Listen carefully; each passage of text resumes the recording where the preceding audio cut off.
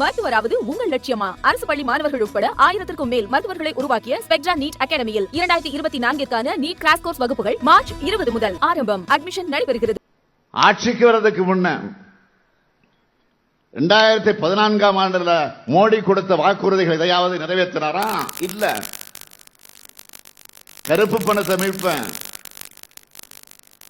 மீட்டுக்கிட்டு வந்து 15 லட்சம் ரூபாய் வரை இந்தியர்களுக்கு தருவேன் அப்படின்னு சொன்னார, தந்தானா? 15 லட்சம் வேணா 15,000 தந்தானா? 15,000 வேணா ஒரு 15 ரூபாயாவது தந்தானா? இதை கேட்டா மக்களவை தேர்தல் நெருங்கிவிட்ட சூழலில் ஒவ்வொரு கட்சியும் தனது பரப்புரையை தீவிரப்படுத்தி வரும் நிலையில் திருவாரூரில் நடைபெற்று வரும் தேர்தல் பரப்புரை கூட்டத்தில் முதலமைச்சர் மு.க.ஸ்டாலின் பேசி வருகிறார். தங்களது கட்சி வேட்பாளர்களுக்கு அவர் வாக்கு சேகரிக்கிறார். வேட்பாளர்களை அறிமுகமும் செய்து வைக்கிறார். தங்களுடைய ஆட்சியினுடைய நல்ல திட்டங்களை கூறி அவர் வாக்கு சேகரித்து வருகிறார். படிச்ச இளைஞர்கள் பகோடா வைக்கலாம்னு பிரதமர் பேசினார். அடுத்து விவசாயிகளுக்கு முக்கியமாக சொன்னார், உழவர்களின் வருமானத்தை 2 மடங்கு ஆக்குவேன்னு சொன்னார். ஆச்சா? இல்ல. 3 வேளாண் சட்டங்களை கொண்டு வந்து உழவர்கள் வயிற்றில் அடிச்சாங்க. இதெல்லாம் சொன்னப்போ பாதம் தாங்கி பழனிசாமி என்ன சொன்னார்? விவசாயிகள் யாரும் பாதிக்கப்பட மாட்டாங்க, நான் அவங்களோட விவாதம் நடத்த தயார்னு சொன்னார். நானும் ஒரு விவசாயின்னு பச்சை துண்டு போட்ட பச்சை துரோகம் செஞ்சவர் தான் பழனிசாமி அவர்கள். 3 வேளாண் சட்டத்துக்கு எதிராக 1.5 ஆண்டு காலம் உழவர்கள் தலைநகர் டெல்லிக்கு வந்து போராடினாங்கல்ல. வெயிலையும் கடும் குளிரிலையும் படுத்திருந்து உழவர்கள் ஏராளமான பேர் பலியானாங்களே. அவங்களை எல்லாம் வகையிலும் சித்திரவதை செஞ்சது பாஜக அரசு. இது எதற்கு அஞ்சாம பின்வாங்காம அவங்க நினைத்த செஞ்சு காட்டிய காரணத்தால் தான் அதை பார்த்து பயந்து போய் 3 வேளாண் சட்டங்கள் கடைசி நேரத்தில் பாஜக வாபஸ் வாங்கிச்சு. அப்ப ஒன்றிய பாஜக அரசு உழவர்களுக்கு பல வாக்குறுதிகள் வழங்குச்சு. ஆனா அது எதையும் கடந்த 1.5 ஆண்டுகளா நிறைவேற்றல. அதனாலதான் மீண்டும் டெல்லியில் உழவர்கள் போராட தொடங்கி இருக்காங்க. டெல்லிக்குள் அவங்க நுழைஞ்சிடுவாங்கன்னு பயந்து இரும்பு முள்வேலி சாலைகளை ஆணி படுக்க அமைச்சிருக்காங்க. ஆணி வச்சு படுக்க அமைச்சிருக்கிறாங்க. பாகிஸ்தான் பார்டரை விட மோசமான சூழலை ஏற்படுத்தி இருக்காங்க. இதுவரை 4 உழவர்கள் இறந்து போயிருக்கிறாங்க. இந்திய நாட்டுக்குள் ஆக்கிரமிப்பு செய்கிற நாடுகளை விட சொந்த நாட்டு விவசாயிகள் தான் பிரதமர் மோடியின் கண்ணுக்கு எதிரிகளாக தெரிகிறாங்க. ஏழையின் தாயின் மகன் சொல்லிக்கிற பிரதமர் மோடி ஆட்சியில விவசாயிகளின் நிலைமை இதுதான். தமிழ்நாட்டு உழவர்களையாவது நிம்மதியாக இருக்க விட்டாரா பிரதமர் மோடி? அதுவும் இல்லை. காவேரி பிரச்சனையில பாஜகவும் அதிமுகவும் செஞ்ச துரோகங்களை டெல்டா மாவட்டத்தை சார்ந்த உங்களால் மறந்திருக்க முடியாது. காவேரி தமிழ்நாட்டு உரிமைகளுக்காக தலைவர் கலைஞர் அவர்கள் எத்தனையோ செஞ்சிருக்காரு. காவேரி நடுவர் மன்றம் அமைக்கணும். 1969ஆம் ஆண்டு முதலாக குரல் கொடுத்ததிலிருந்து காவேரி இறுதி தீர்ப்பு வாங்கின வரைக்கும் டெல்டா உழவர்களுக்காக தலைவர் பாடுபட்டது அத்தனையும் உங்களுக்கு நல்லா தெரியும். ஆனா அதிமுகவும் பாஜகவும் செஞ்சது என்ன? வரலாற்று பக்கங்களை கொஞ்சம் புரட்டி பார்க்கலாமா? காவேரி பாசன உழவர்களோட பாரம்பரிய உரிமையை காக்க காவேரி மன்ற இறுதி தீர்ப்புல கூடுதலா 60 டிஎம்சி நீர் கோரி 2007ஆம் ஆண்டு மே மாதம் உச்சநீதிமன்றத்தில் தமிழ்நாடு அரசோட சார்பில் ஒரு சிறப்பு முறையீட்டு மனு தாக்கல் செய்யப்பட்டுச்சு. அந்த வழக்கை கூட அடுத்து வந்த அதிமுகவும் அரசு ஒழுங்கா நடத்தல. ஒன்றிய பாஜக அரசு உச்சமன்றத்தில் என்ன சொன்னாங்க? காவேரி மேலாண்மை ஆணையம் அமைக்க உச்சநீதிமன்றம் உத்தரவிட முடியாதுன்னு வாதாடினாங்க.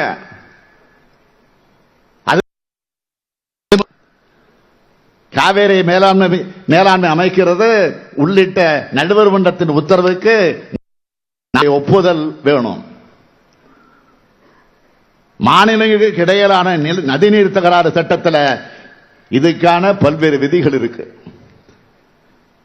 இது குறித்து உத்தரவிட உச்சநீதிமன்றத்திற்கு அதிகாரம் இல்லை. எனவே உச்சநீதிமன்றம் இந்த உத்தரவை திரும்ப பெறணும்னு சொல்லி உச்சநீதிமன்றத்தில் மனு போட்ட அரசு ஒன்றிய பாஜக அரசு இந்த விவகாரத்தில் நீங்க தலையிட வேண்டாம், நாங்க பார்த்துக்கிறோம் ஒன்றிய அரசு வழக்கறிஞர் உச்சமன்றத்தில் சொன்னார். அதிகாரம் உண்டுன்னு சொல்லி காவேரி உரிமையை நிலைநாட்டினது உச்சநீதிமன்றம் தான். நடுவர் மன்றத்தோட இறுதி தீர்ப்பை உறுதி செஞ்சு 2018ஆம் ஆண்டு உச்சநீதிமன்றம் தீர்ப்பளித்தது. அப்பவும் தமிழ்நாட்டோட காவிரி உரிமையை 14.75 டிஎம்சியை விட்டுக் கொடுத்தது பழனிசாமி தான். உச்சநீதிமன்ற தீர்ப்புப்படி காவேரி அணை அமைக்கப்பட்டு உடனடியாக நீர்த்தாவா முறைப்படுத்தப்பட்டிருக்கணும். தமிழ்நாட்டு மக்கள் தான் நமக்கு வாக்களிக்கிறது இல்லைன்னு ஒன்றிய பாஜக இதை செயல்படுத்தல. உடனடியாக காவேரி அணை அமைக்கணும்னு போராடினதும் திமுக தான். தமிழ்நாட்டுக்கு வந்த பிரதமர் நரேந்திர மோடிக்கு கருப்பு கொடி காட்டணும், கோ பேக் மோடின்னு சொன்னோம். நான் காவேரி உரிமை மீட்பு பயணத்தை மேற்கொண்டேன். 2 குழுக்களாக இந்த பயணத்தை திமுக நடத்துச்சு. மதச்சார்பற்ற கட்சிகளோடு ஒன்று சேர்ந்து நாம் இதை நடத்தி காட்டினோம். திருச்சி முக்கும்புல இருந்து கிளம்பி நான் பயணம் மேற்கொண்டேன். காவேரி மேலாண்மை வாரியம் என்ற பெயர்ல டெல்லி தான் அமைக்கணும்னு உச்சநீதிமன்றத்தில் சொன்னோம். ஒன்றிய பாஜக அரசு அதிகாரமற்ற ஒரு அமைப்பை தொடங்குச்சு. அதையும் பழனிசாமி அரசு தட்டி கேட்கல. ஒன்றிய அரசினுடைய ஜல்சக்தி துறையோட இதை சேர்த்துட்டாங்க. அதையும் பழனிசாமி அரசு தட்டி கேட்கல. முதுகன் இல்லாம பாஜக அரசுக்கு தலையாட்டிக்கிட்டு இருந்தார் பழனிசாமி. இந்த 2 பேருடைய துரோகத்தை உணர்ந்து இவங்களை டெல்டா மாவட்ட மக்கள் முழுமையாக புறக்கணிக்கணும். தயாராயிட்டீங்களா? ஆனா இப்ப தேர்தல் பிரச்சாரத்திற்காக தமிழ்நாட்டுக்கு வரும் பிரதமர் வாயால வட சுட்டு இருக்கிறார். வார்த்தைகளால வட சுடுறதில் வல்லவர் பிரதமர் மோடி. வெறுங்கையில முழம்புறதும் அவருக்கு கைவந்த கலை. தமிழ்நாட்டில் பல பகுதிகளில் வரலாறு காணாத மழை பெஞ்சு கடந்த டிசம்பர் மாசம் பெரும் வெள்ள சேதம் ஏற்பட்டுச்சு. பல மாசம் ஆச்சு. இதுவரை நிவாரண நிதியா ஒரு சல்லி காசு கூட ஒதுக்கல பாஜக அரசு. நிவாரணம் மற்றும் மறுசீரமைப்பு பணிகளுக்காக 37,000 கோடி ரூபாய் நிதி கேட்டோம். 1 பைசா கூட வரல. பாதுகாப்பு அமைச்சர் வந்து பார்த்தார், தரதா சொன்னார், தரல. நிதியமைச்சர் வந்து பார்த்தார், தரதா சொன்னார், தரல. ஒன்றிய குழு வந்து பார்த்து வாங்கி தரதாக சொன்னாங்க, தரல. தமிழ்நாட்டு எம்பிக்கள் உள்துறை அமைச்சரை டெல்லிக்கு போய் சந்திச்சாங்க. அவரும் தரதா சொன்னார், தரல. ஏன் தரல? தமிழ்நாட்டுக்கு தர்றதுக்கு அவங்களுக்கு மனசு இல்லை. சமீப காலமா தமிழ்நாட்டுக்கு வரக்கூடிய பிரதமர் பாதிக்கப்பட்ட மக்களுக்கு நிவாரண தொகை அறிவிச்சிருந்தா பாராட்டி இருக்கலாம். தமிழ்நாட்டுக்கு எதையும் தராத மோடிக்கு தமிழ்நாட்டு மக்களும் தங்களுடைய வாக்கையும் தரமாட்டாங்க. தமிழ்நாட்டுக்கான சிறப்பு திட்டங்களை எதையும் வழங்காத மோடிக்கு தமிழ்நாட்டு மக்கள் வாக்களிக்க மாட்டாங்க என்பதுதான் உண்மை. இது மோடிக்கும் தெரியும். அதனால்தான் திமுக மேல அளவுக்கு அதிகமான ஆத்திரத்தை கொட்டுகிறார். மாநிலமாக போய் திமுக விமர்சிச்சார். இப்ப தமிழ்நாட்டுக்கு வந்து அதே பல்லவியை பாடுறாரு. திமுக மேல ஏன் அவருக்கு இவ்வளவு கோபம் வந்துச்சு? இந்தியா முழுவதும் பாஜகவுக்கு எதிராக தனித்தனியா இயங்கி வந்த கட்சிகளை ஒருங்கிணைக்க நான் காரணமாக இருந்தேங்கிற ஆத்திரத்தில் திமுகவை இன்றைக்கு விமர்சிச்சுட்டு இருக்கிறாரு. தன்னை எதிர்க்க யாரும் இல்லைன்னு இருந்தவருடைய பழப்ப இந்தியா கூட்டணி கெடுத்துடுச்சு. எதிர்கட்சிகள் ஒன்னு சேருதுன்னு கனவுலகத்தில் இருந்த மோடியின் தூக்கத்தை இந்தியா கூட்டணி கலைச்சிடுச்சு. தூக்கத்திலிருந்து எழுந்து திமுகவை தரக்குறைவாக பேசுகிறார். அது பத்தி எங்களுக்கு கவலை இல்லை. இது போல எத்தனையோ ஏச்சுக்கள், ஏளனங்கள், அரட்டல்கள், மிரட்டல்களை பார்த்து பழக்கப்பட்டவங்க நாங்க. வசவுகளை வாங்கி உரம் பெற்றவங்க நாங்க. கலைஞர் ஸ்டைல்ல சொல்லணும்னா பிரதமர் மோடி அவர்களை நாங்கள் தென்றலை தீண்டியதில்லை, ஆனால் தீயை தாண்டி இருக்கிறோம். கருப்பு சிவப்பு கொடியை கையிலேந்தி வர திராவிட முன்னேற்ற கழக உடன்பிறப்ப இன்னும் தீவிரமா வேலை செய்ய வைக்கிறது இந்த எதிர் தாக்குதல் தான். எதிர் தாக்குதல் வந்தாதான் திமுக தொண்டர்கள் உற்சாகத்தோடு வெறியோடு களப்பணி ஆற்றுவாங்க.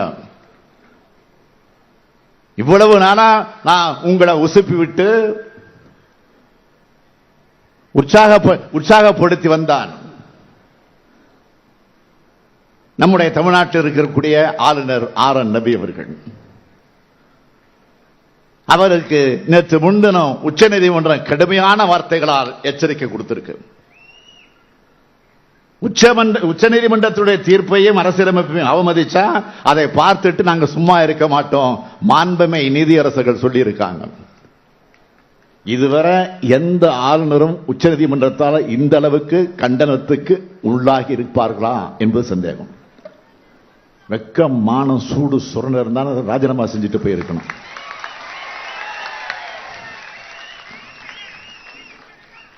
அவரே கடைசியில களைச்சி போய் நேற்று எங்களுக்கு அழைப்பு கொடுத்து பதவி பிரமாணம் வாங்க 11:30 மணிக்கு 3:30 மணிக்கு பொன்முடிக்கு பதவி ஏற்பு, அதை முடிச்சுட்டு தான் என் பயணத்தை தொடங்கினேன். ஆக ஆளுநர் மாளிகையிலிருந்து தான் என்னுடைய பிரச்சாரமே தொடங்கி இருக்குது. ஆளுநர் மாளிகையிலிருந்து தொடங்கி இருக்கக்கூடிய இந்த பிரச்சாரம் குடியரசு மாளிகை வரைக்கும் போக போகுது. நேற்று எங்களுக்கு ஆளுநர் சொல்லி அனுப்பிட்டாரு. பரப்புறப்போ போயிட்டு வரேன்னு சொல்லிட்டு இன்னைக்கு என்னுடைய பிரச்சாரத்தை பயணத்தை தொடங்குறேன்னு சொன்னேன். அப்படின்னு கை கொடுத்த நானே ஆல் தி பெஸ்ட்னு. ஆளுநர் பார்த்த வேலையை இப்ப பிரதமர் மோடி தொடங்கி இருக்கிறார். பிரதமர் மோடி அவர்களே, நீங்க அடிக்கடி தமிழ்நாட்டுக்கு வாங்க. அப்பதான் தமிழ்நாட்டு மக்கள் அத்தனை பேரும் உங்க மேலையும் பாஜக மேலையும் இருக்கிற கோபத்தை அடங்காம அதிகமாயிட்டே இருக்கும். தமிழ்நாட்டுக்கு எந்த நன்மையும் செய்யாதவர் வாக்கு மட்டும் கேட்டு வராருன்னு பாஜகவோட தோல்வியும் துரோகமும் அப்போதான் மக்களுக்கு இன்னும் ஸ்ட்ராங்காக பதியும். தமிழுக்கும் தமிழினத்துக்கும் தமிழ்நாட்டுக்கும் விரோதமான கட்சி பாஜக. பாஜகவுக்கு போடக்கூடிய ஓட்டு தமிழ்நாட்டின் வளர்ச்சிக்கு வைக்கக்கூடிய வேட்டு. அதை மட்டும் மறந்துடாதீங்க. மாநிலத்தை கெடுத்த அதிமுக, மாநிலத்தை கண்டுகொள்ளாத பாஜக, ரெண்டு பேரையும் ஒரு சேர வீழ்த்தணும். அவங்களுக்கு இன்னும் புரியல. தமிழர்கள் பாஜக மாதிரி அடக்க நினைக்கிறவங்களையும் ஏத்துக்க மாட்டாங்க. அதிமுக மாதிரி அடிமையா இருக்கிறவங்களையும் ஏத்துக்க மாட்டாங்க. கடந்த 2 தேர்தலில் நிரூபிச்ச மாதிரி இந்த தேர்தலையும் காட்டணும். தஞ்சை நாடாளுமன்ற தொகுதிக்கு வெற்றி வேட்பாளர் முரசொலி கரமெடுத்து கும்பிட்டு கேட்கிறான் உதயசூரியன் சின்னத்திலும். நாகை நாடாளுமன்ற தொகுதியின் வேட்பாளராக நம்முடைய வை செல்வராஜ் கதிரவால் சின்னத்தில் இருக்கக்கூடியவர், அவரும் உங்களிடத்தில் வாக்கு கேட்டு இருக்கிறார். உங்களது பொன்னான வாக்குகளை அளித்து வெற்றி பெற வையுங்கள். இந்தியா கூட்டணி ஆதரிப்போம். ஒளிமயமான இந்தியாவை அமைப்போம்.